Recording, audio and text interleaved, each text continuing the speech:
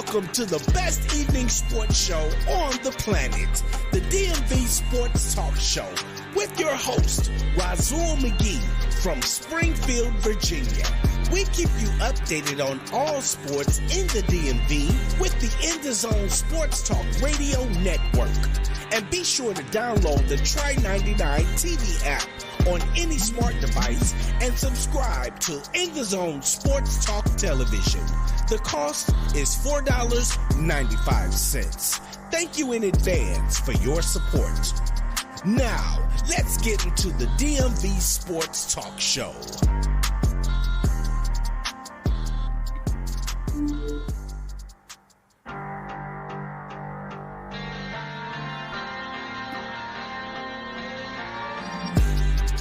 Welcome to the best evening sports show on the planet, the DMV Sports Talk Show, with your host, Razul McGee from Springfield, Virginia. We keep you updated on all sports in the DMV with the In the Zone Sports Talk Radio Network. And be sure to download the Try 99 TV app on any smart device and subscribe to In the Zone Sports Talk Television. The cost is $4.95. Thank you in advance for your support. Now, let's get into the DMV Sports Talk Show.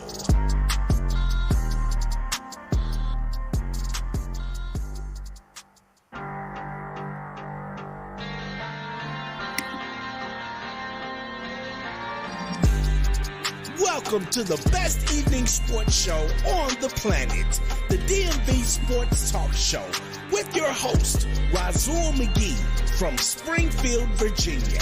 We keep you updated on all sports in the DMV with the In the Zone Sports Talk Radio Network. And be sure to download the Try 99 TV app on any smart device and subscribe to In the Zone Sports Talk Television. The cost is $4.95. Thank you in advance for your support. Now, let's get into the DMV Sports Talk Show.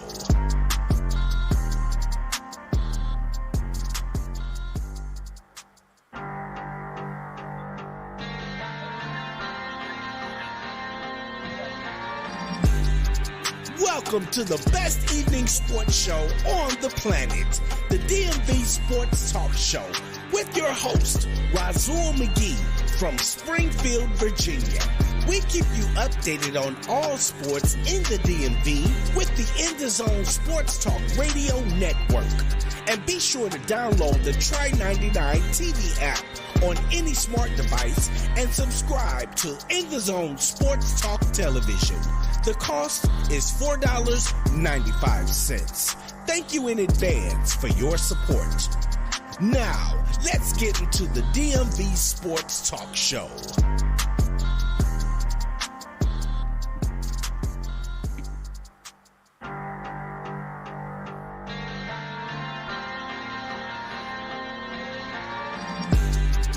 Welcome to the best evening sports show on the planet, the DMV Sports Talk Show, with your host, Razul McGee from Springfield, Virginia. We keep you updated on all sports in the DMV with the In the Zone Sports Talk Radio Network. And be sure to download the Try 99 TV app on any smart device and subscribe to In the Zone Sports Talk Television. The cost is $4.95. Thank you in advance for your support. Now, let's get into the DMV Sports Talk Show.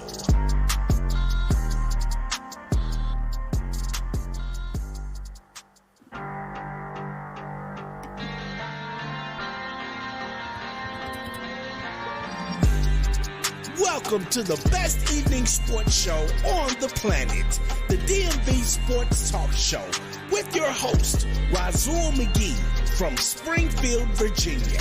We keep you updated on all sports in the DMV with the In the Zone Sports Talk Radio Network. And be sure to download the Try 99 TV app on any smart device and subscribe to In the Zone Sports Talk Television. The cost is $4.95. Thank you in advance for your support. Now, let's get into the DMV Sports Talk Show.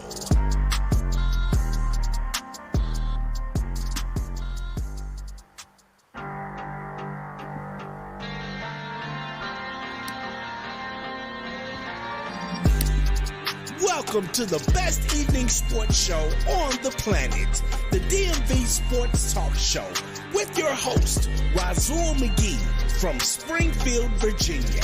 We keep you updated on all sports in the DMV with the In the Zone Sports Talk Radio Network. And be sure to download the Try 99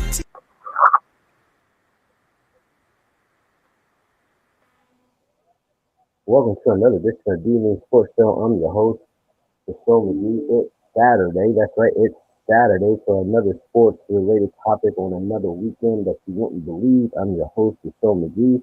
We've got plenty of sports-related news just for you. Sit back, relax, kick off your shoes. I'm about to give you the lowdown with the rundown of the weekend news.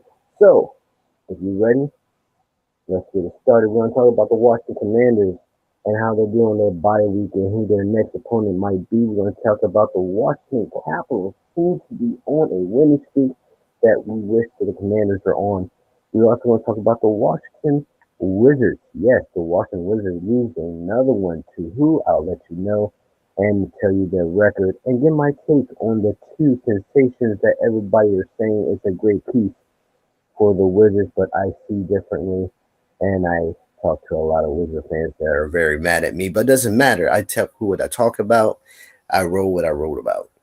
We're going to also talk about, yes, we're going to talk about you, the Wizards, the fans, any type of fans, Wizards, 76ers, Commanders, Rams, Cowboys. Yes, I said Cowboys because we got a Cowboy fan who's going to be coming on a little bit later.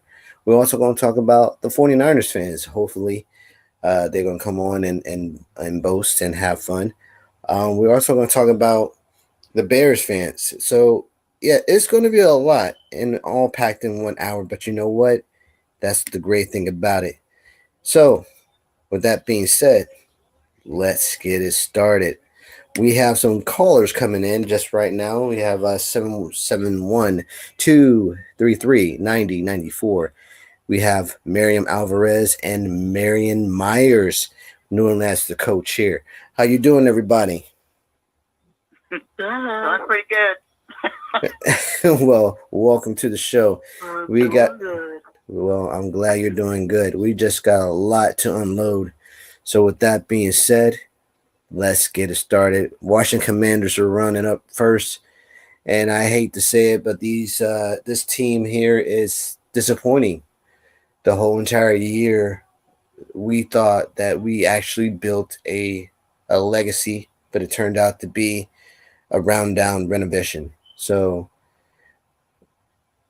I mean, there's so much that I can actually say how it went good to bad to worse in so many words, but I can't get to that word because we're a family show. But that I think that the problem is that the defense with two premier stars couldn't live up to the hype because their coaches let them down.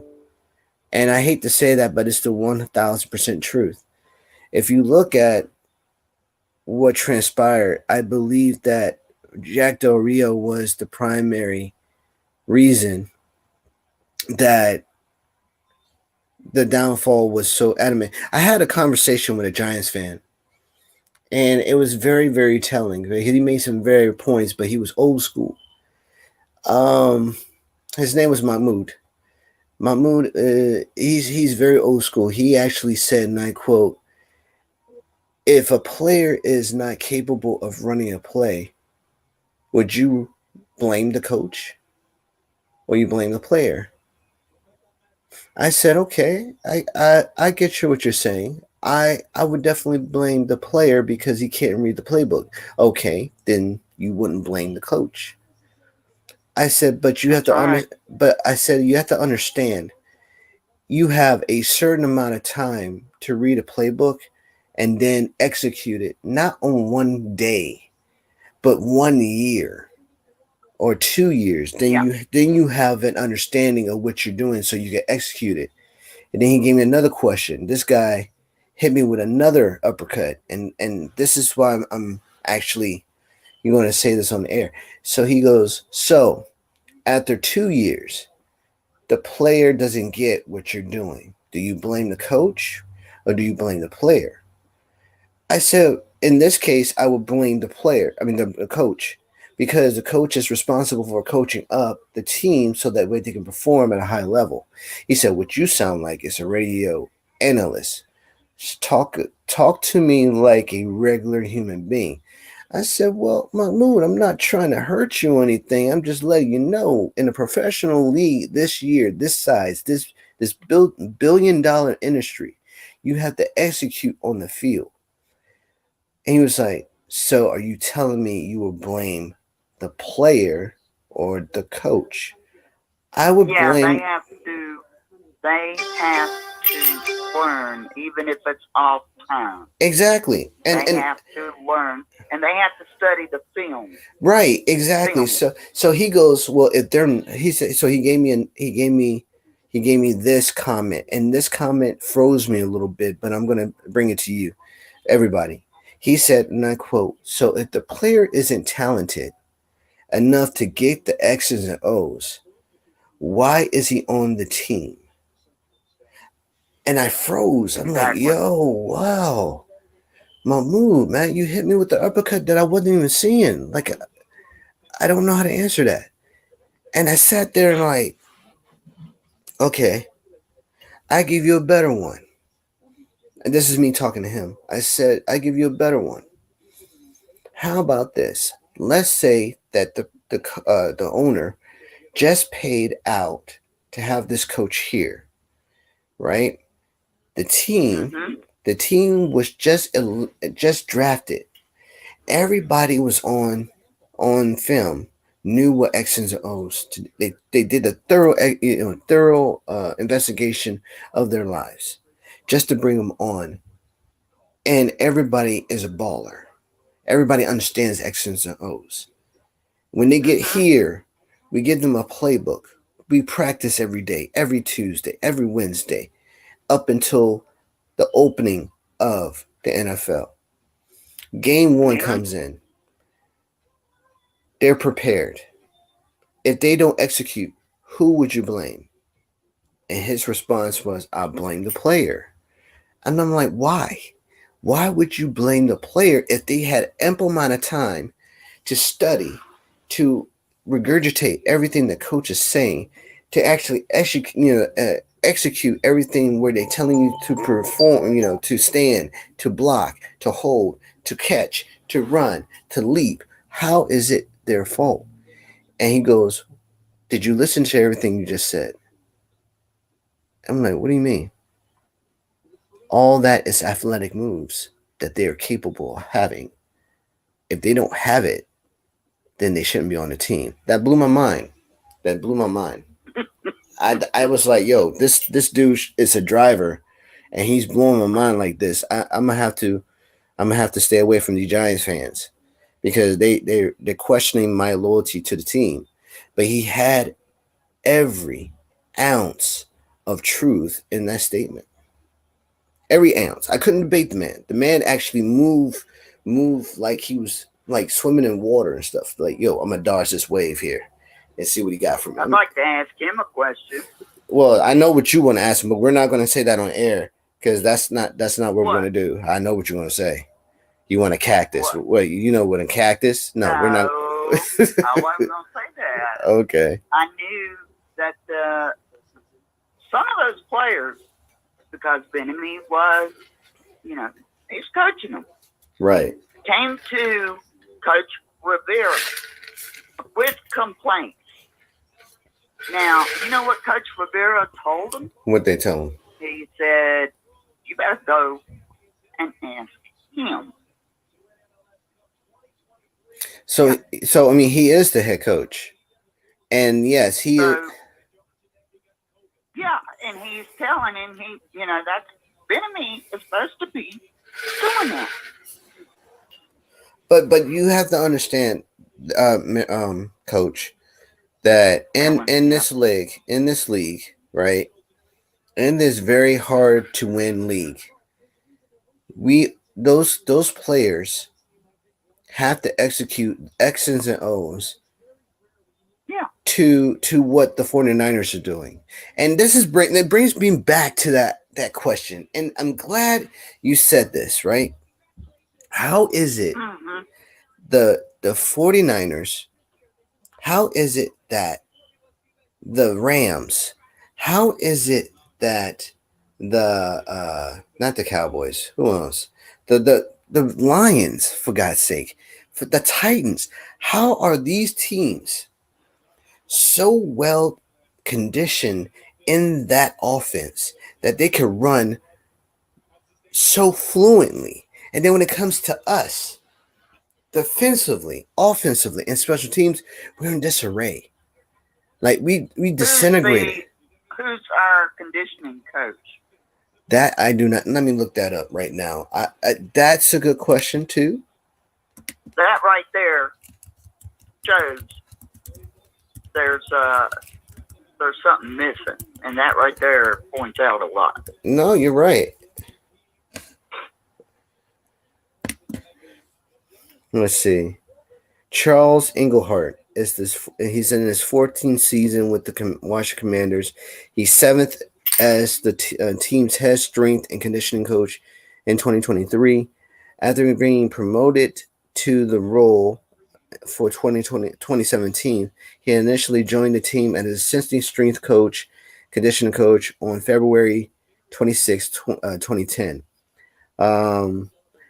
The run game coordinator is Juan Castillos. Wide receiver is Bobby Ingram. Interim defensive back is Christian Garcia, and assistant special team is Ben Jacobs. I think that's an outdated one. I'm not sure. That's an outdated one. But that right there really, I don't think it's the conditioning coach. Because I think that's part of it. I think it has some play in it, but I don't think it's the primary cause of them falling. I think it's bad play calling on Jack Del Rio. I think it's bad play calling on. I wouldn't say the running game. The running game has been outstanding. So hats off to the woman coach. I don't know her name. Forgot her name. Marilyn? Yes. No, not you. Not you. The running game coach of the Commanders. Marilyn. Is her name Marilyn too? My name's Marilyn. I know your name Marilyn, but I'm talking about the actual running game coach for the Commanders. Yeah, so you forgot too, see? Yeah. But but my point is that the conditions of this team was not on the players, so the players are not the reason. It's definitely the head coach. So because here's why I have a problem, because this happened to LeVar Arrington when we were saying it's Coach Rivera? No, I'm saying it's Jack Del Rio, and this is why. I told everybody when we hired him that he's a problem, because you look at his history throughout the league. He was a head coach of 4 different teams, and they sunk all the way down to the bottom. Just like we took that kicker. I think his name was Justin Tucker. I think his name is Tucker. He was first with the Baltimore Ravens, and he just kept missing field goals. So what happened was we decided to get him, right? And I was adamant when everybody's like, why are you against the kicker? I said, he missed the kick against the Ravens. He lost the game against the Colts as a Raven. He lost the game against the Browns as a Raven. And the last minute they were leading. And then they came back and scored the team. And guess what? Wait a minute. We just have another caller. Yo, is this Eric? Yeah, it is. What's up, man? Man, you tell me. Yo, man, what you been up to?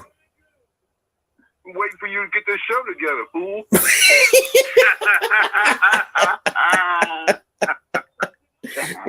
What is good, man? How you been? And your ragged ass wait till the bye week. You know, ain't nothing going on. Well, yo, man, let's know this. This is a family show, man. We can't use time like that, but I know what you mean. All right, I got you, bro. All right, baby. All right, you're right. It is a family show. It's good to be back with the family. Yo, bad man. Which so I was just talking to Maryland right here. So let me ask you. You was fussing about the running game, and it's like, does King do that? Jennifer King? That's her name, Jennifer King. Thanks, man. I appreciate you, bro. Well, they need to do something to fix that because they were doing real good at first, but then it's like, when did it stop? There was something happened and it stopped. Yeah, their confidence was brought down. They can't get the spark. Yeah, hey Marilyn. It was something they changed in the coaching or whatever, and then it's like, B-Rob, we all loved him. That dude came back from getting gunshot. Yeah. And it's been like the best thing we could ever have. But then like about halfway through this season, the play calling changed for the running. And he would just run the play. And it seemed like he would run and, never mind the block, he would just go where the play call would go. Right. When before he would use his vision. Right. And I'm just like, man, and I think the team right now is just like, playing not to get injured and see what happens next year. Yo, but that running game, they were doing good like last year and the first part of this year. And I remember it was something specific, but I can't come up with it in my head right now. So here's, they just like, whatever. Yo, here's what I observed. But before we go, we got Louis Tenor here. What's up, Lou? Thank you, Russell. Well, I'm glad to be here, man. You got Big Steve here too. Oh, snap, man. Wait a minute. Why did you have a 771 number, man? Why did you wait until the last minute to say who you were, man? Because that's the new number I got, 771. Oh, man, why didn't you just say that? Look, Big Steve, man, we're going to have to talk at the show, man, because, you're supposed to introduce yourself, bruh. It's all good. Yeah, we gonna fight, man. No, I'm playing. But yo, but somebody needs to fight somewhere because this season is like down the toilet. Yo, I was just about to say that, but let me get to my point, and then we'll get to that point. Now, you were just talking about the running game. This is what I observed, right? So Jennifer King is her first year last year to actually. Well, her first year was. I think it was in 2020 when we won the NFC East. And the thing about that is AG was supposed to be the primary running back. He was supposed to be the Swiss Army knife that we normally wouldn't have, right? The reason why we haven't been that dangerous because we didn't utilize AG like we're supposed to.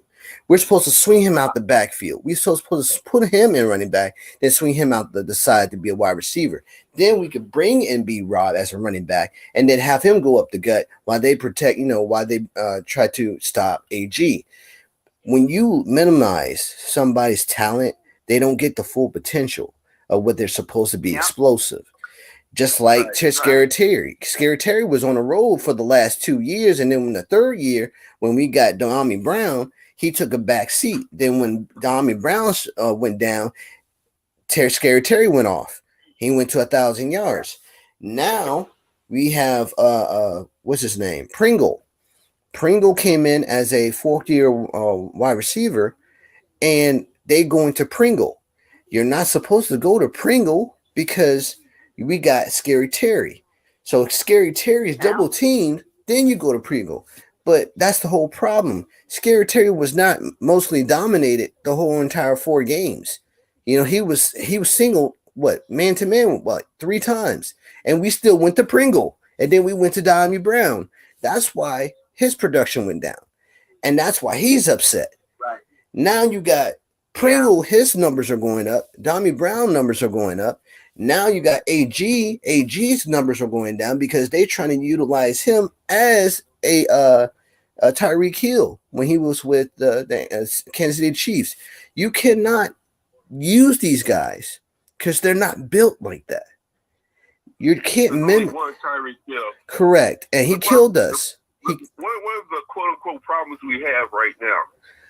What I see is that it's Sam Howell, and I don't say that he's a problem per se himself, but yes, people are seeing the overall team issues and stuff like that. So they said, well, look, we're going to focus on how we're training him, right? Training him to go through his positions, training him to look for other people, training him to spread the ball. Add to that, quiet as it's kept, Terry hasn't been the same since he come back from that toe. But I think he's lost half a step. I'm not saying he sucks. Don't get me wrong. But I think he's lost half a step. He doesn't suck. He's not catching his passes, and they're not getting the ball to him. I guarantee I could straighten him out. Well, we don't want you put him on the cactus, Marilyn. So let's not do that. Let's not do that to him. I'll let his girlfriend do that. I don't have to. So let's do this. So I think the reason why prioritizing Howell and getting him to do all the things. And if he's doing all the things, he ain't doing Terry. No, so this as much as we're used to. No, I think that's what we're looking at. Yo, let me add on to that, and then we get to Steve, and then we get to Lou. So what you just stated was absolutely correct. And this is another fact that I just realized, and it shocked me even more because I didn't think he was going to do it, but he did. So I think it was that Friday. No, what was it? That Sunday night, and we just lost big time to the Dolphins, and they just had the press conference with Sam Howell. So, I'm literally telling everybody that Sam Howell decision making is horrible. Do you know Sam Howell rolled up in there and liked every conversation that I said about him being bad decision making? No lie. The man even added me to his Facebook Live.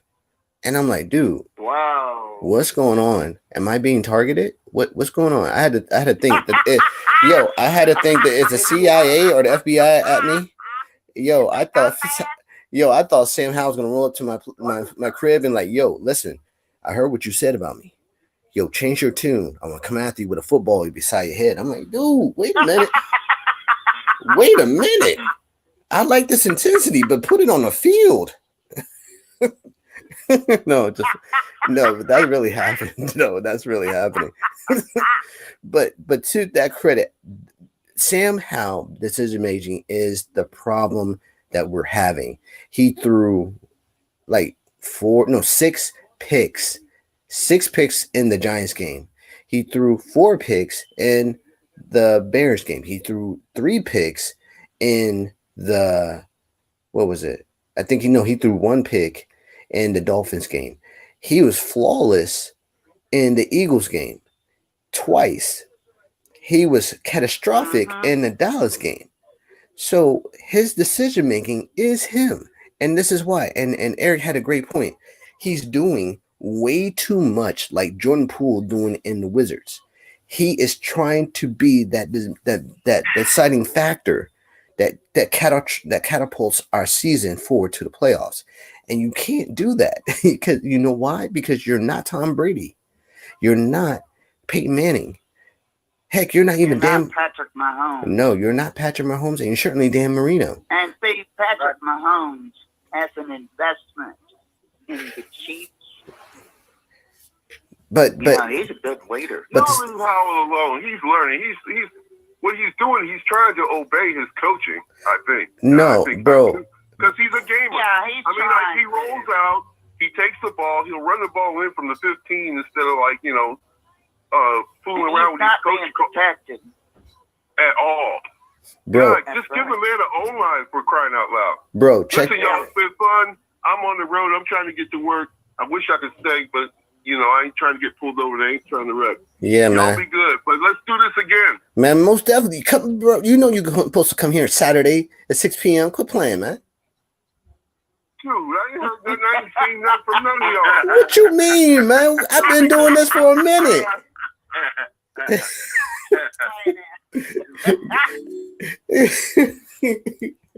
Yo, that was great. Yo, Eric's my boy, man. That's what's up. Yo, I'm still upset about about Big Steve having 771 and didn't say nothing the whole entire time, man. I'm just listening. Sometimes it's time to talk, and sometimes it's time to listen. That one I was listening. Okay, so, man, but you gotta say something. Oh, so I just got 771, a new number. I bet. No, you're just gonna wait until the last minute in the show. Oh, so yeah, you got it, Lou. It was good to hear Eric. I haven't heard Eric on the I know. In a while, bro. That's what I was saying, man. He just popped out of nowhere, man. That's what you're supposed to do. Yeah. Yo, let's go ahead and get your views. Go ahead, Big Steve. What you think about the season so far? What would you? Go ahead. The only game we probably win is the game against the Jets, and we play at them. I want to stay between that 5th pick and that 8th pick, and the only game we probably win is against the Jets because everybody else, especially the Cowboys, gonna want to beat us and stuff, and the same as the Rams and the same as San Francisco to win it out and get that home first round bye. So I think all the games we're gonna lose except for the Jets, bro. So, No, I told you, if we lose the bookends, we're gone. And sure enough, it just rang to be true. You can't gamble with your defense or your whole team because you lose the morale like that. And luckily for Ron Rivera, the Carolina Panthers didn't disarray because they believed in the scheme. But here's what I'm gonna say to y'all. I'm gonna say to y'all right now. A nutcase come on, and he was saying, "Oh, Eric doesn't have any money." I'm like, "Where'd you get this big ass at?" Yeah. Come on, bring it. But bring it. But if you look at it like this though, check this out, and I'm going to give you some food for thought. Look what's happening with. Okay, let's go with where Steve was going because I think he had a great point there. If you look at the possibility or the statistics over the last parts of the game for the Commanders, right now. You talking about with the Dolphins? No, the Dolphins were. I knew we were going to lose against the Dolphins. I didn't think we were. I just hoping that they didn't score 70 on us like they did the Broncos. Because that's something you would never, ever live with the Broncos fans or any type of fans during the NFC East. Because you were being reminded every day of the week, even during the summer, what they did to you. But 45 is a kind of just embarrassing, but you can live over it, 45.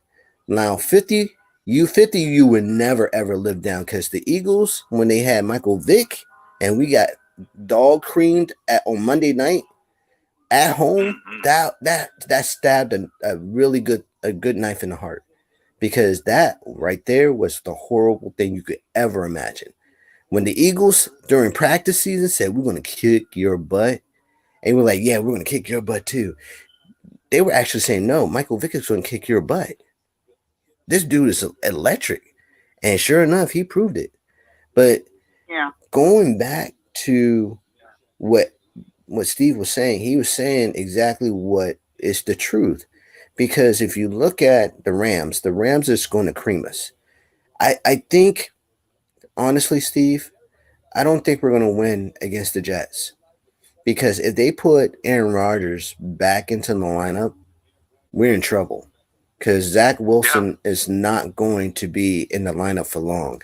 Because the stadium, the people, the fans do not want Zach Wilson to go against the Commanders.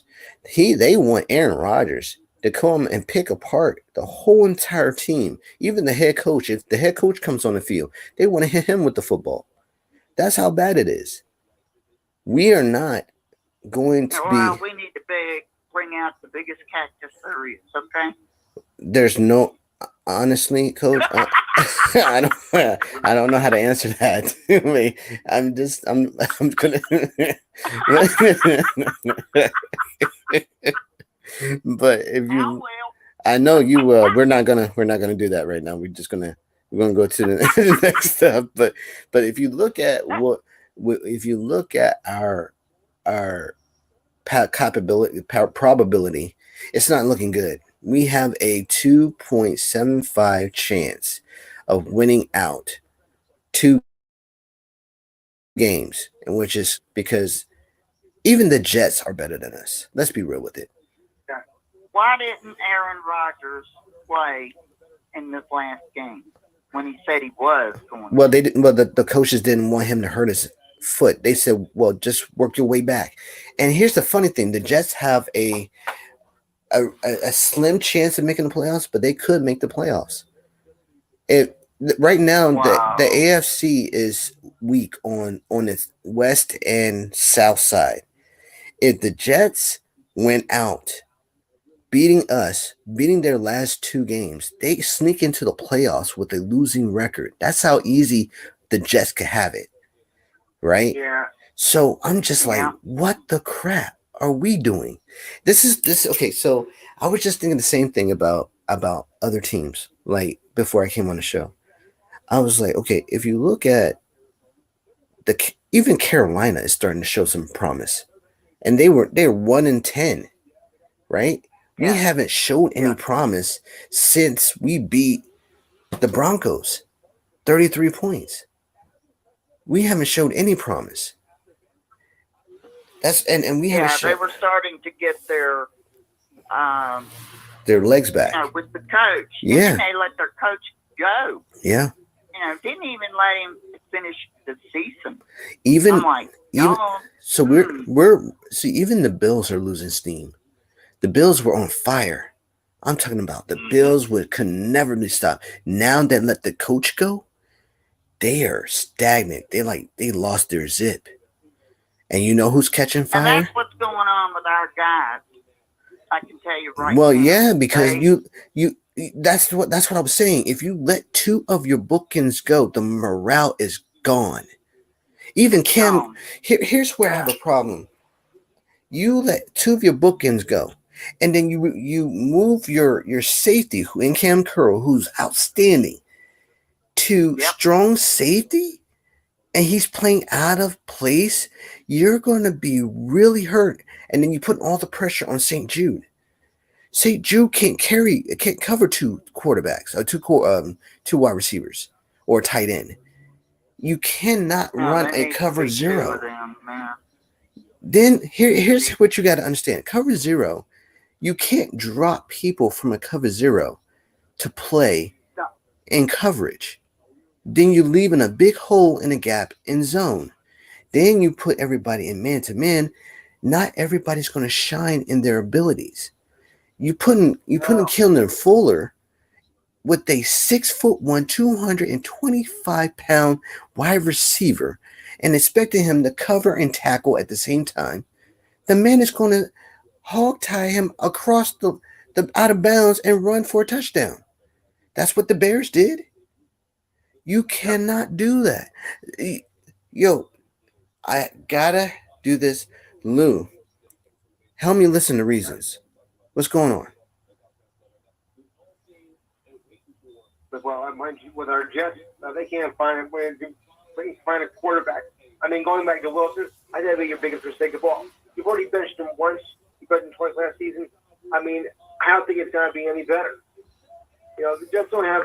Not only can't they get a good quarterback, they can't even get a good backup quarterback. I mean, it's just humiliating. Yeah, I know how you feel. I'm looking at my team and I'm going, what in the world? So what do you think about your chances of beating Commanders, or we beating y'all? I think I got a fight chance to beat the Commanders. Let's put it this way. It'll be almost embarrassing as last week's 6-0 game with the Patriots. That was bad enough. Yeah. This has been done like 3-0, or it's going to be the first thing that's for the safety is going to win that game. And we'll have 2-0. Wow. Wow, that was something. So, well, your offenses are pathetic. You know, looking at our chances right now, I'm going over the probability in our head. Again, the only way for us to win out if AG is unleashed. If AG is unleashed and he carries the football, he becomes quarterback, he becomes wide receiver, he becomes running back, he becomes tight end, he becomes the type of Swiss Army knife that we were hoping for years back, where he started when he won against the Dallas Cowboys. Have used him like that. No, they conserved him, and that's the whole point. We are not. No, I meant a little bit. I've seen them sneak it to him, and he just walked it right on. Yeah, and that's my whole point. We are not. See, this is where I had to have people to understand. This team is not built on conservatism. We are built on explosiveness. That's why we got these players to be explosive. You can't have a head coach saying, "Oh, we're going to be explosive," and then bring in a coordinator that's conservative. It doesn't work that way. Because you can't just be conservative and hold everybody's talents together until the last moment and then explode. Yeah, I know that happened with Kansas City, but do you know what Kansas City is? It's a Southern style team. Yeah. We are a Northern style team that is explosive. Look at, i.e., the 49ers. The 49ers are explosive for a reason, because they harness their ability to gather more yards so that they can run their running back, McCaffrey, into the end zone. I get it. They're going to be 3 and outs. They're going to be 3 and outs, but it won't be a lot of 3 and outs. Every quarter, like us. Every quarter, 3 and outs, and then sometime in the third quarter, we get a touchdown. Whoopee. And then what? 3 points? We can't even have the kicker kick because he keeps missing the field goal. That's the problem, folks. Yeah.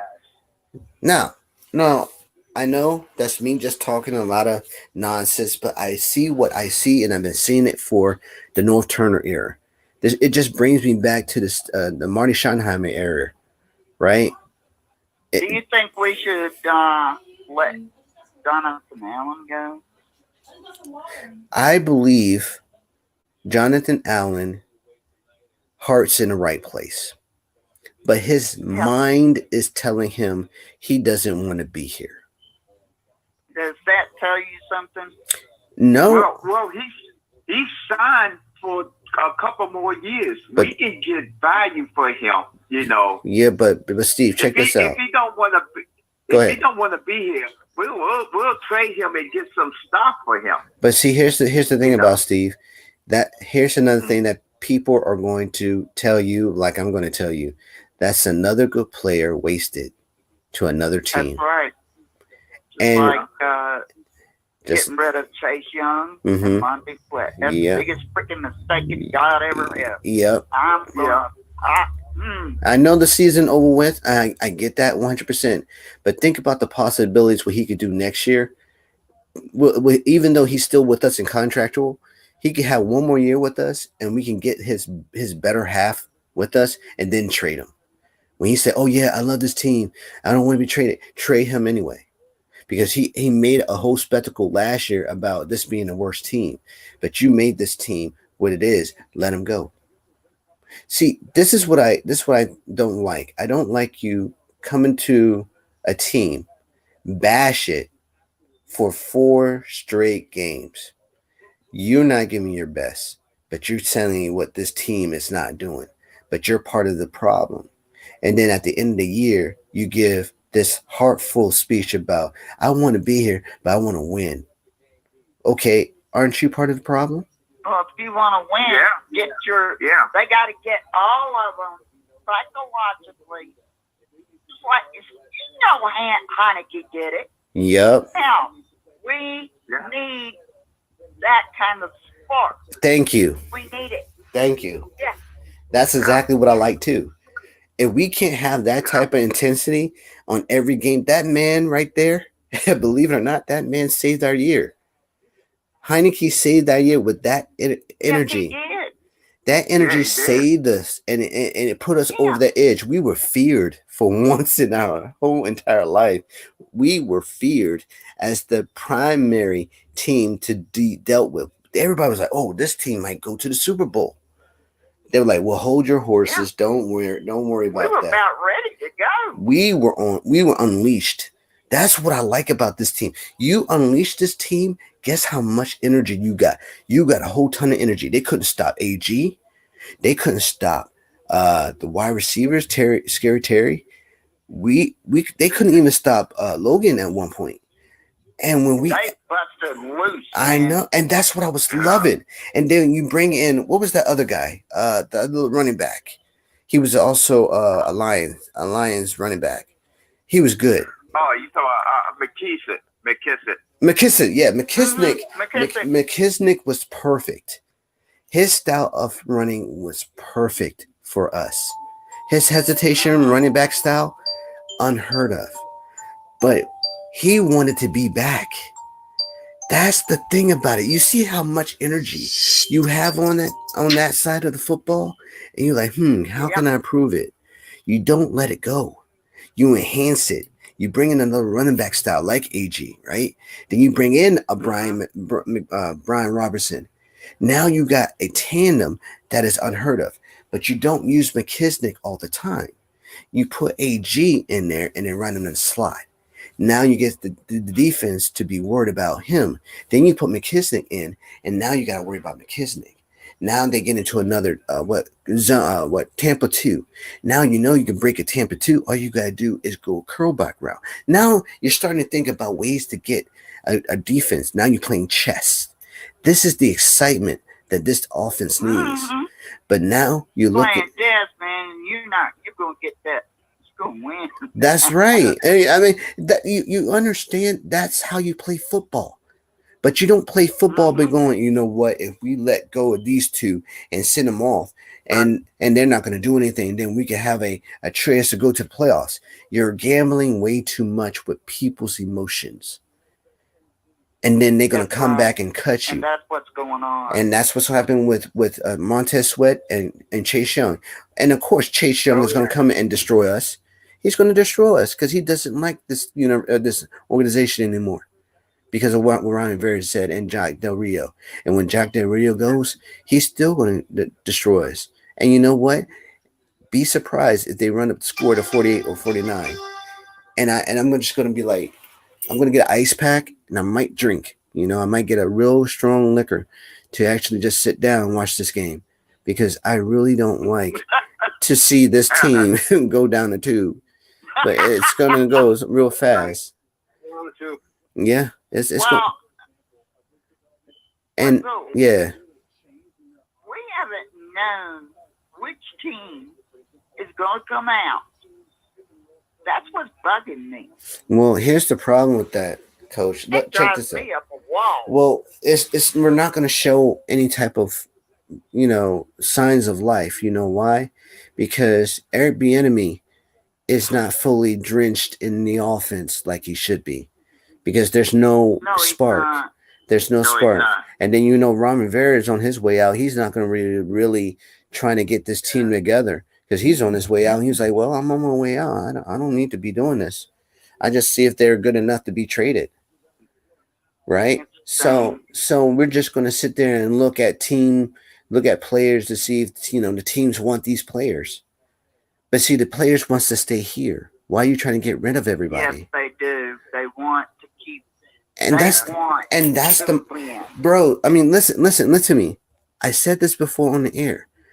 Our organization is known for giving away great players to other teams, and even the analysts said not everybody's going to be here next year. And I'm like, why are we giving away good players to teams that are going to excel more than what we are? I already know the Eagles are not going to go to the Super Bowl. Yeah, this was why Lou's here. Lou is a prime example of what his organization, that his team has been doing for years. They've been giving away players that they don't need and keeping the players that they want. so they can flourish. Look at their team and look at ours. Do you see any comparison? No, because we give away good players and keep the crazy ones. Why? Why do we keep the crazy ones? Okay. You know, this is what I'm saying. Now we've got, well, in the beginning, yeah, we do have talented players. I can go down the list who we let go over the years that were really good. I'm talking about exceptionally good. And then we kept the crazies and thinking they were going to excel. I'm like, what the heck are you talking about? He's nuts. And you kept him? And then people's like, no, he's actually they gotta good. have that spark. They gotta have their morale up. And you know what? It's got to be done. That's it. You know, they got to do this. They're not. I'm looking at our staff and I'm thinking here. That's another thing I want to bring up too. Our staff. What can I say about our staff? We have one of the best defensive-minded player in the history of football. I did not like this guy because he went against us and he clobbered us. I'm talking about Warren Sapp. Yeah. We have Warren Sapp on our team for the very first time, regardless if he's not playing. He's on our team. And you're telling me he's not a head coach-minded player?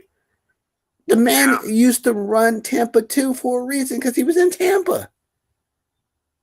Put him on the defensive end. I mean, the defense coordinator. Put him there. He's retired for a reason. Yeah, and we're going to have a whole new general manager next year, too. Wow. This is not good. This is not good. Here's where I have a problem with that.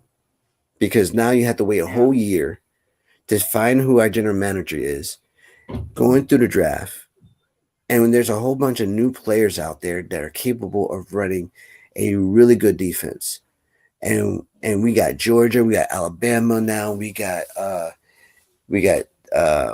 Tennessee votes.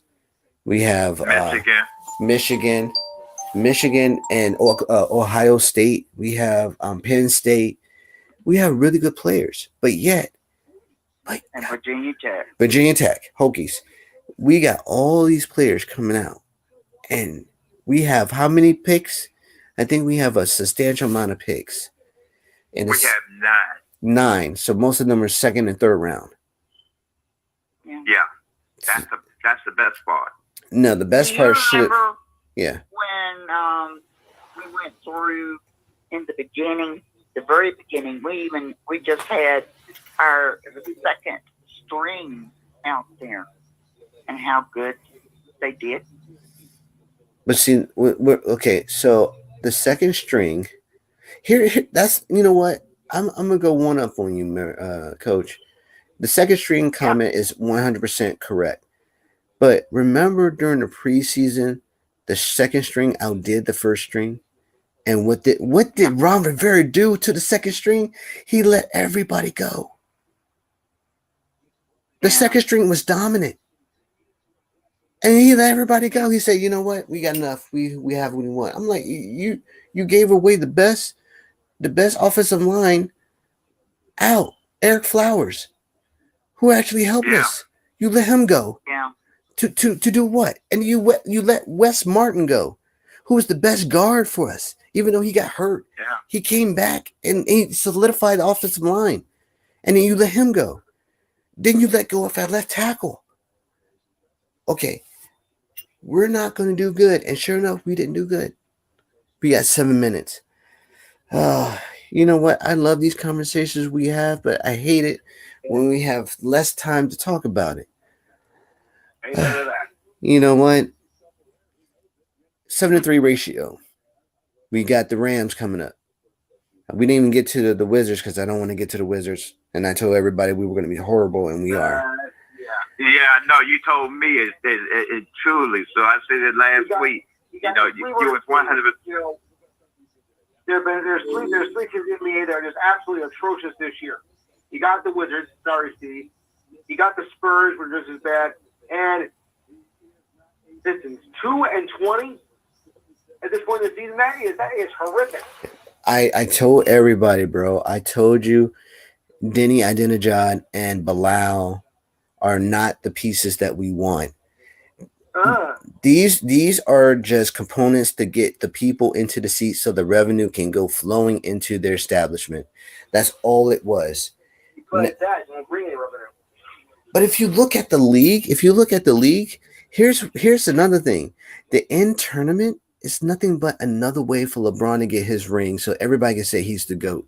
Right. So he could put Michael Jordan in his back burner saying, listen, I beat Michael Jordan in the rings race, but you didn't get 6 rings consecutively. You went to other organizations to settle down to get your rings. So now you're sitting there and you're trying to put a staple on your legacy. The greats never did that. If you know what I mean.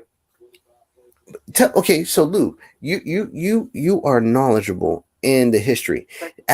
Tell me this: has any other NBA legend tried to manipulate the NBA to get his rings to question and answer all the critics of saying he's not the GOAT? Answer me that. Well, that's actually me. No, I think Dennis Rodman might run a close second because he was the most pompous, arrogant player in the NBA known to man. So, other than LeBron, I think Rodman is in that category as well. Okay, so your answer is no.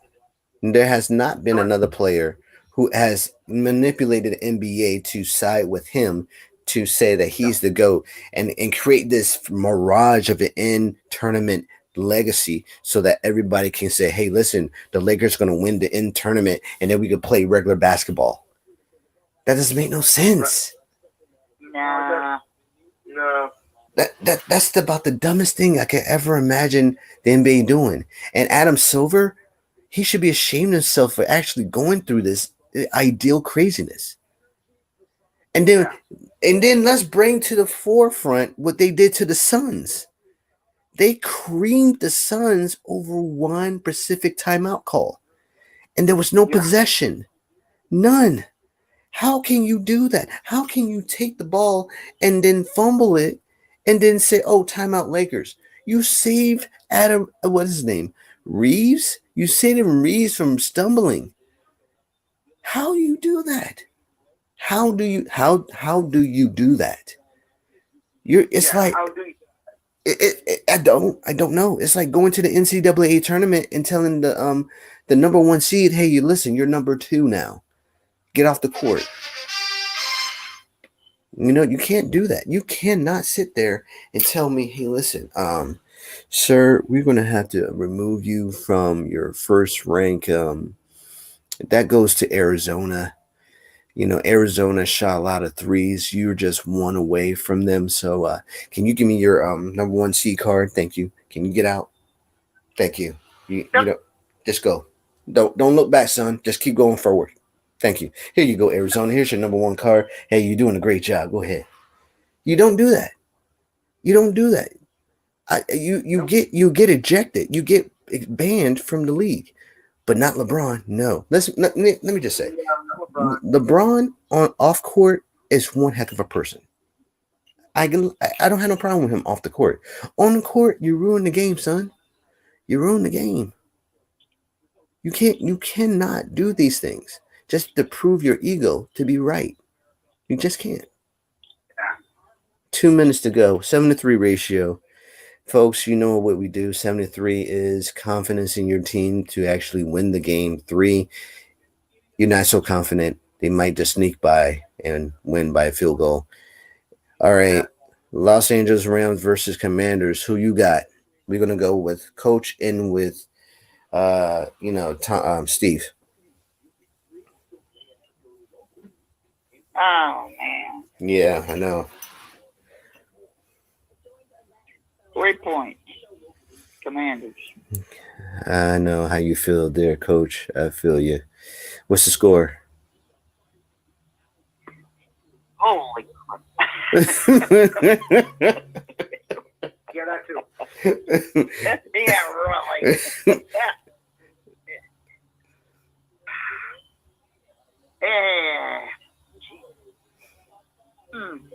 I'd say 21,